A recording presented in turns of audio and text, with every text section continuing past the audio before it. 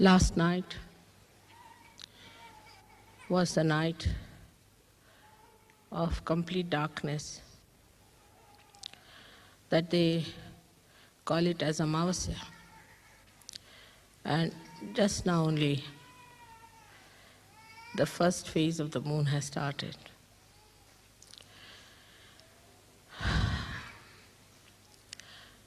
Today we are here to celebrate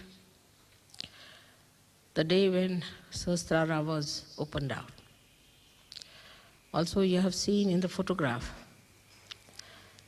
it was actually a photograph of my brain which showed how the Sahastrara was opened out. The light of now could be photographed. It's something great these modern times have done. So the modern times have brought a lot of things which can prove the existence of the divine. Also, it can prove about me. It can convince you what I am. This is very important because in the modern times, this advent has to be recognized, has to be fully recognized. This is one of the conditions for all the Sahajogis. Now let's see what's happening in the modern times, in the brains of the people. In the brains of the people today, if you see, there is an attack on the Sahastrara. There has been an attack since long, but in the modern times is the worst time. That they are trying to make the limbic area very insensitive.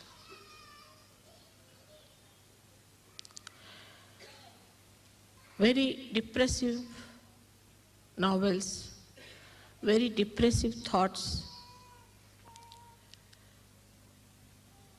and very depressive music,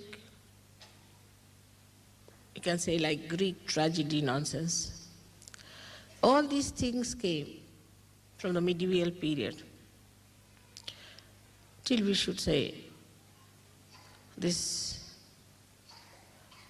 new age has started. That one itself was no good for our limbic area. That made us very depressive. We took to alcoholism to escape from the so-called miseries.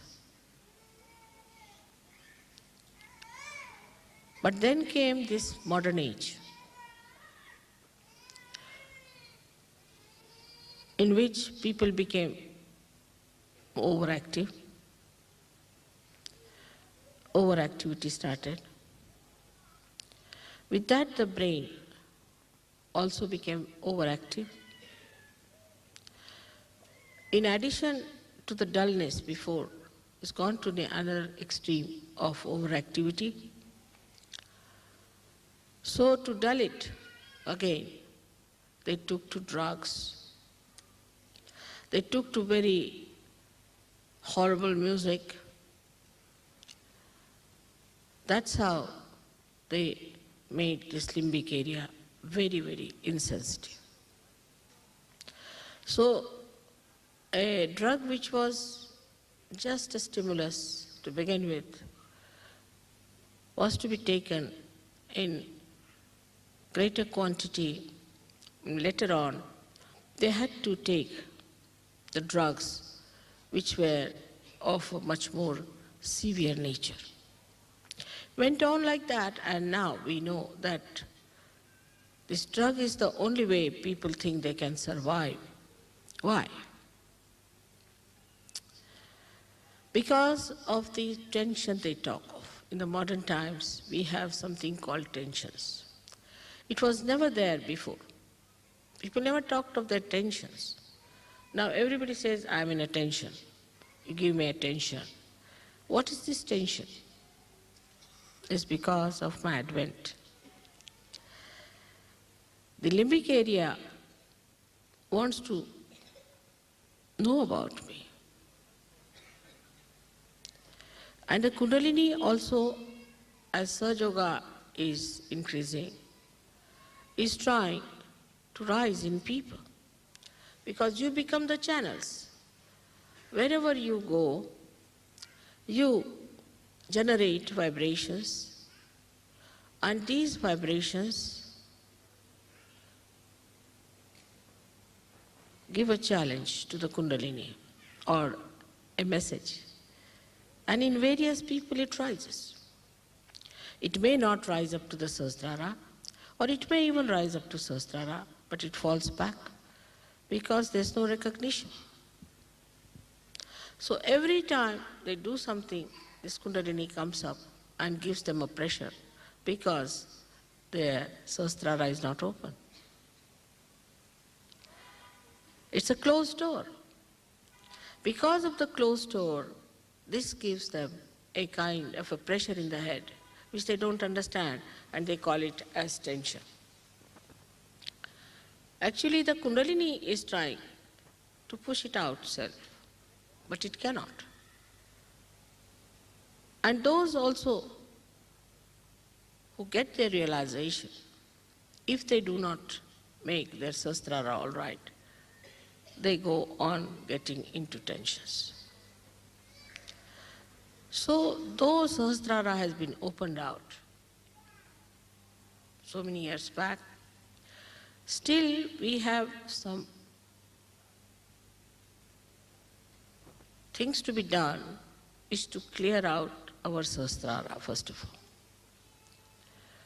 So first is the breaking of the Sahastrara. Then, one, it opened out, the Brahmarandra opened out. Then we started feeling the grace, and it moved onto our Ida and Pingala, the grace, not the Kundalini. And the grace, which is Chaitanya all round, swooped down our left and right side, by which our chakras opened more, and more threads of the Kundalini started piercing through. So I always tell Sahajogis that it's important that you must meditate. If your Sahastrara is all right, all your chakras will be all right.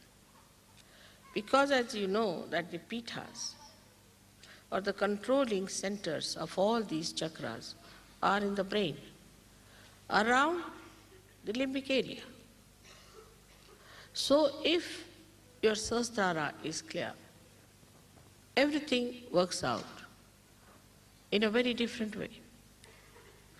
How to keep the Sahastrara all right is the big problem always people ask me. You know that I reside in the Sahastrara. I've incarnated on the lotus of 1,000 petals. That's why I could break it also. As I am today, as you see me, of course, they say Sahastrare Mahamaya. So this is the illusion which is all the time there for you, which is very elusive. It had to be that way because you could not have faced me otherwise with all the lights coming out of me, or the way you saw yesterday, Sahastrara, some sort of a abstract colors thrown on all sides and the lights thrown outside. Please don't take photograph when I'm speaking, all right? You can take later on. There's no hurry about it. Just pay attention to my lecture. Please pay attention. It's important. It is to be told beforehand that nobody should take photographs during puja, because it is a very intense thing, one has to work it out. Please pay attention. Even if you don't understand, it has effect on you. So I would request you to pay full attention to me when I'm talking. It works better. Now this Sahastrara is to be looked after by you. It's the temple of your mother. When you say you put me in the heart, actually you put me in the Sahastrara. Because, as you know, the Brahmarandhra here is the fontanelle bone area, has got the Pitha, the center, which controls the heart, which is the seat of the Sadashiva, or you can say of Shiva. So when you put me in the heart, actually you put me there. So to raise it from heart to there, or to bring it from there to the heart, is the problem of two types of people.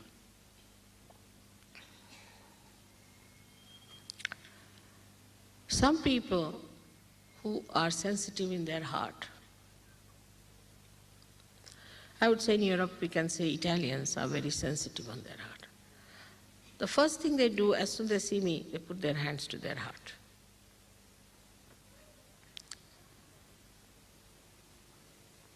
And that is what it is, that if you try to feel me in your heart, to begin with, it's much easier.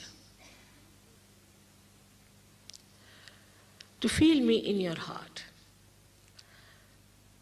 Now you might say how to do it.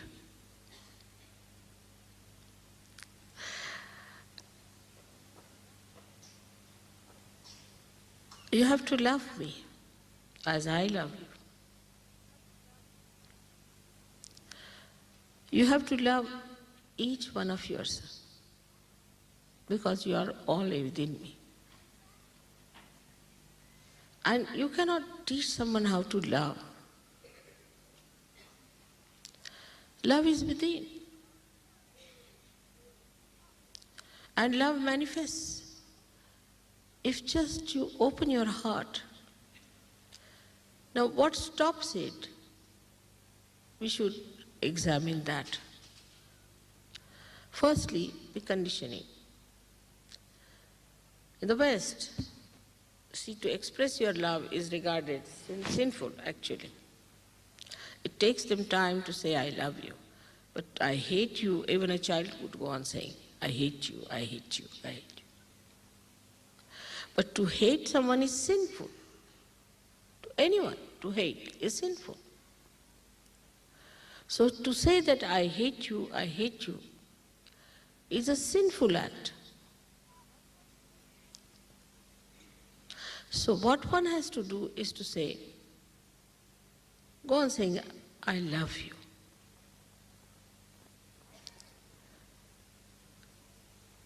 After all, you must love a person who is so dear to you. Anyone who has done something good for you, you love that person. But if the Adi Shakti herself has given you the rebirth, it should be the easiest thing to love.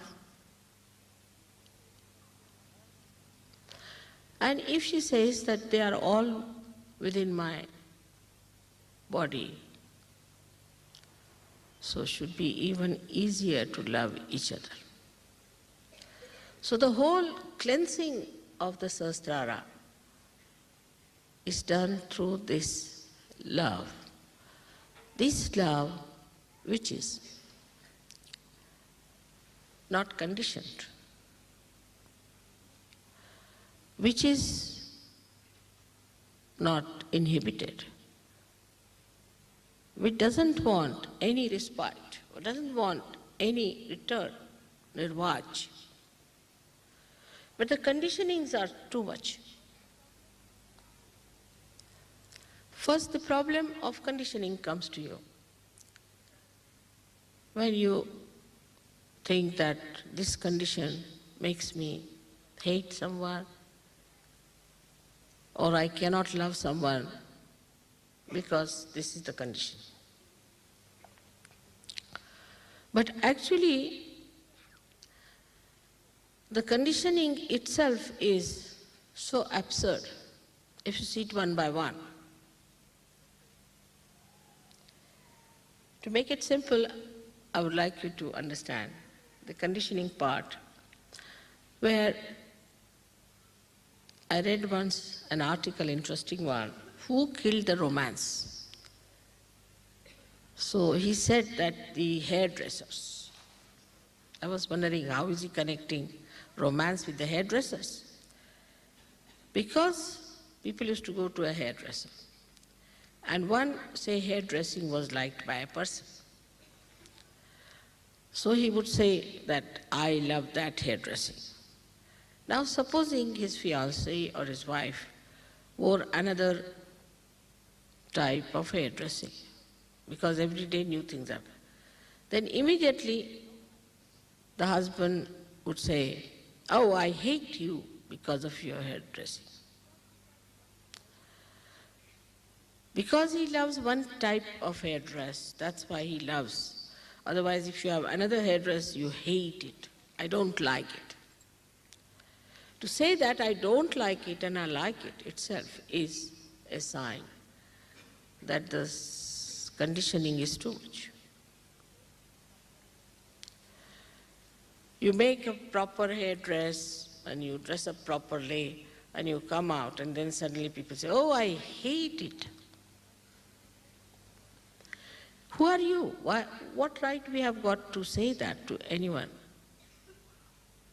You are not a judge appointed by any law courts.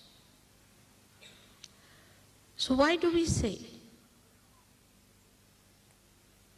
To hurt someone, to say, I hate it. On the contrary, you must say that, all right, I like this, but you could do better. That's the sign of love, where you want a person to be dressed up in a way that is appealing.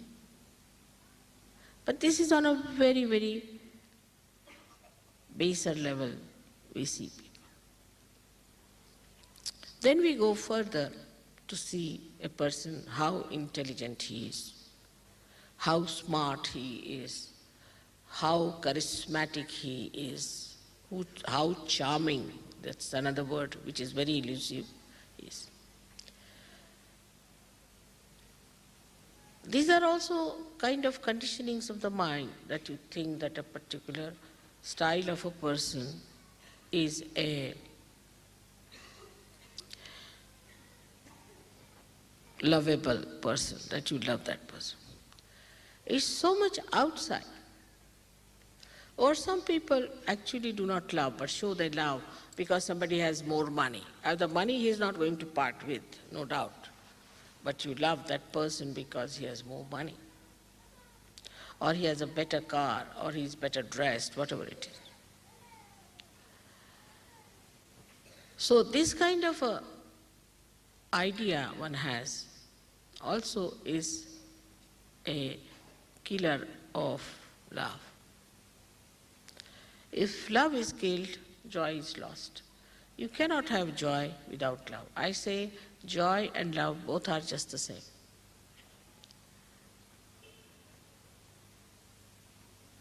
Then it gets even subtler and subtler and subtler. Then we start, say, loving our own children. That's very common. I mean, of course, also some people don't even love their children. I mean, there are all kinds. See. But then they go on, this is my child, this is my child, this is my child.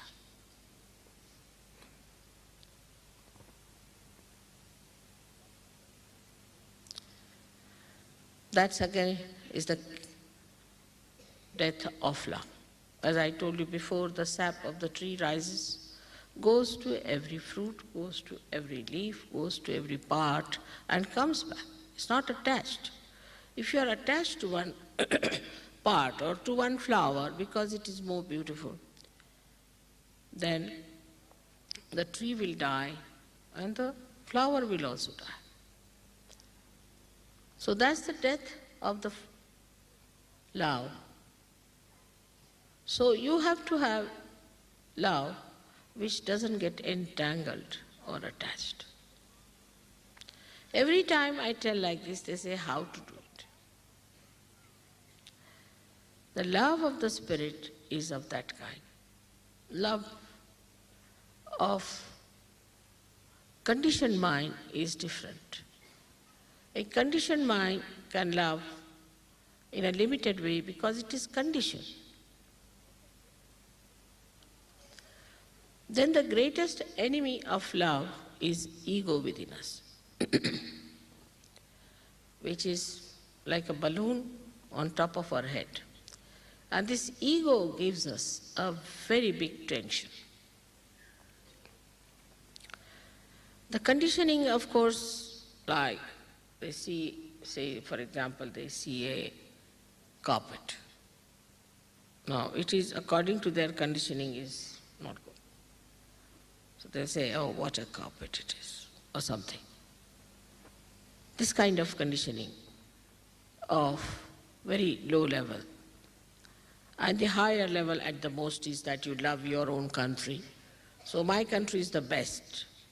Whether it is killing people, whether it is destroying the world peace, it's all right because I belong to a particular country, so it's the best. We can never criticize our country and countrymen. It goes on subtler and subtler, but on the intelligence side, it is even worse. Because intelligently, if you have understood that something is good, then nobody can save you.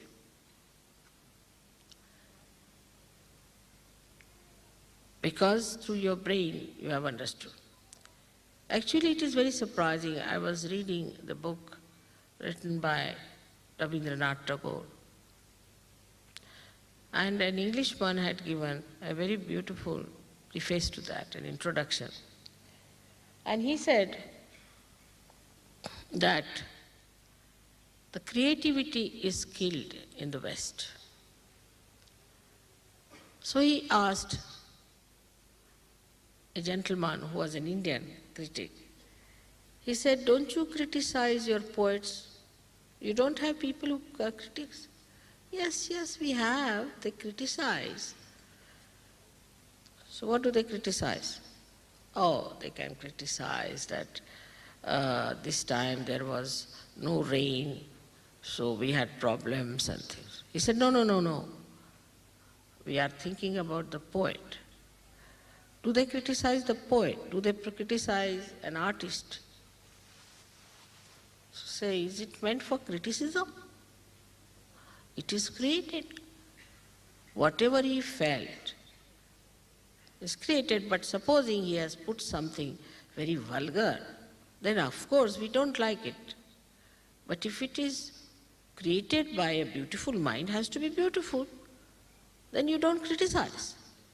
He says, no, because we cannot create like that. So what business have you got to create?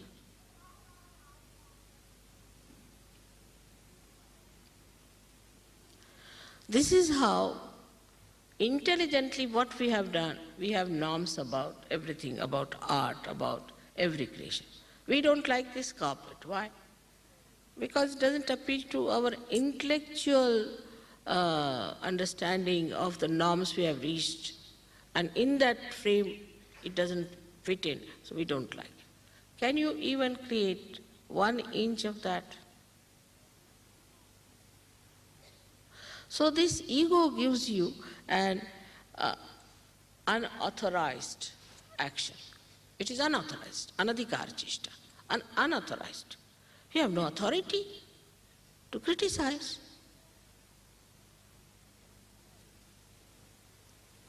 You can't do anything. So why should you criticize? Better appreciate and see for yourself that you are not in authority, you are not worthy of it to criticize. If you are not worthy of it, why should you criticize anything?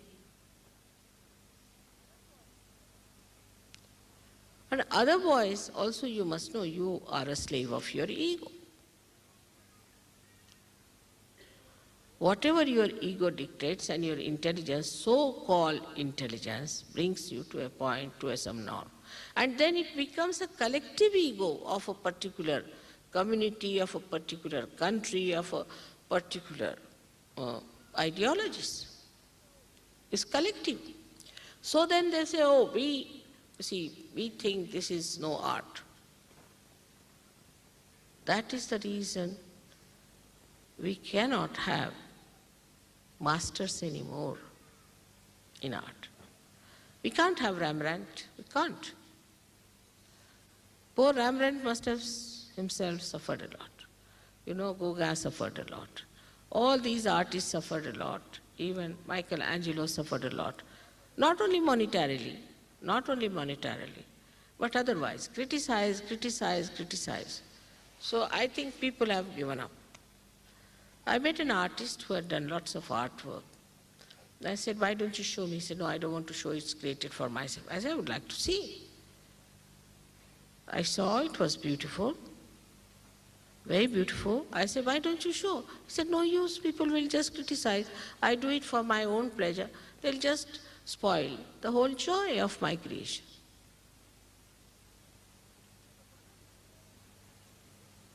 So one of the basic things we should avoid is to criticize others. Better to criticize yourself. Criticize yourself, criticize your brothers and sisters, criticize your country, criticize all the habits you have and laugh at yourself is the best way. If you know how to laugh at yourself, then you will not object or will not stand in the way of any creativity of another person. So with ego, you become so unauthorized. You can criticize anything. You think you have a right. Who has given you this right to criticize is the question one should ask to oneself. How can we criticize anyone? As saints, as you are now, of course, you can make out who is caught up, who has given bad vibrations, who has the problem. You know that. You know it. It's not conditioning. It's not just you are doing because there's some ego, but you are feeling it on your fingertips. It's an actual feeling within you. It's the bodha by which you know. Then what should you do?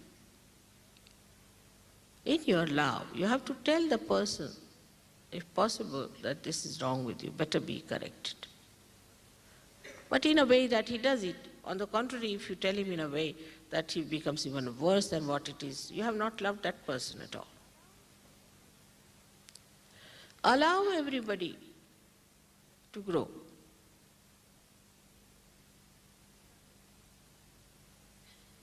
There are many people in Sahaja Yoga who are very, very good, excellent, no doubt. But also there are some people whom we can call as very difficult, very. There's sort of a crack in their head or something. That part is missing sometimes. Some screws are loose, I think. Sometimes they behave like clowns. We have known some people, just can't help them.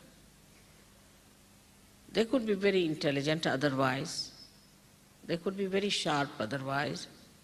But in Sahaja Yoga, they cannot come down to that level where you can say now the growth is possible. Supposing the Mother Earth was very hot like sun, there would have been no growth. Or it was cold like moon, there would have been no growth.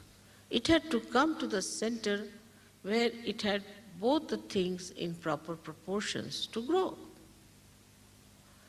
In the same way, a human being has to work out that you keep a moderation and a balance and understand not to go to extremes of anything. That balance you learn when you love someone. In Sahaja Yoga, as you know, that we have to ask some people to leave Sahaja. This is out of love for them. Because once they go out, they improve. I have seen them tremendously improve.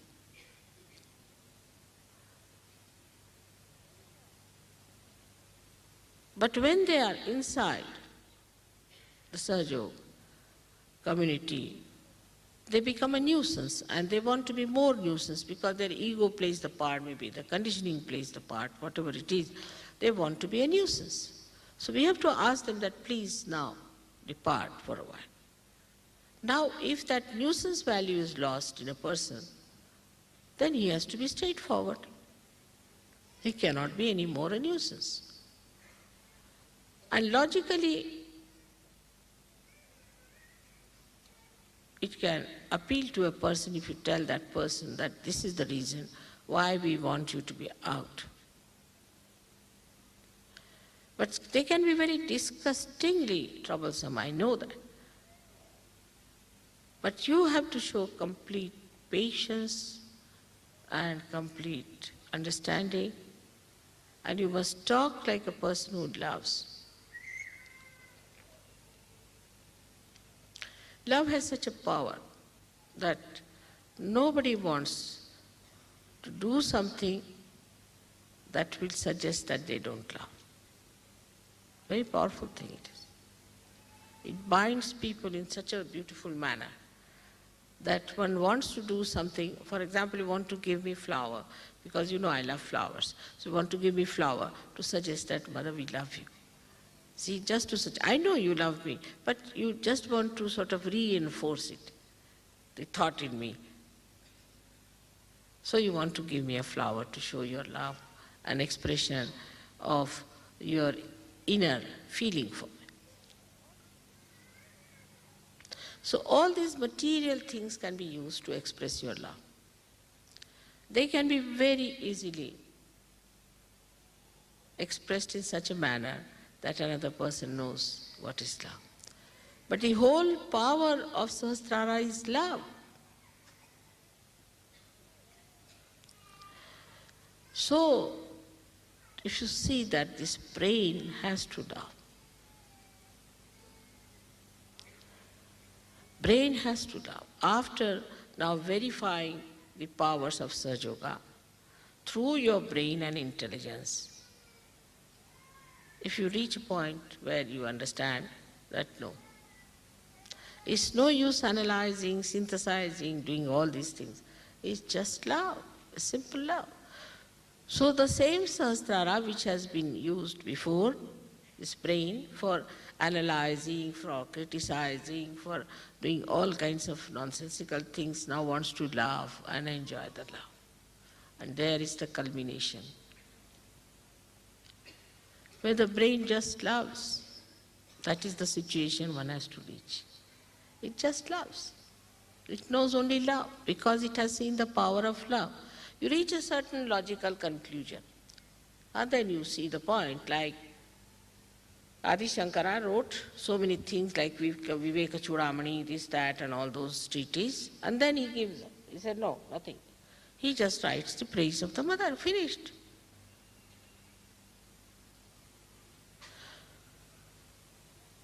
So once you reach that point, we can say now you are in nirvikalpa, because there is no vikalpa, there is no doubt in your head. Because you love. In love you don't doubt, no question. Only when you think you doubt, but when you love you don't doubt, you just love, because you enjoy love. And that's why love is joy and joy is love. So after so many days, the Sahastrara has been opened out. We have to open out our Sahastrara again through our meditative processes, through understanding ourselves and others. Maybe logically reaching that point. There's no way out now. We have reached to the end of it now. The whole logic has ended up. Now jump in the ocean of love. finished. Once you jump in the ocean of love, there's nothing to be done, just to be enjoyed. Every wave of it, every hue of it, every touch of it. That is what one has to learn by reasoning that Sahaja Yoga is nothing but is love. May God bless you.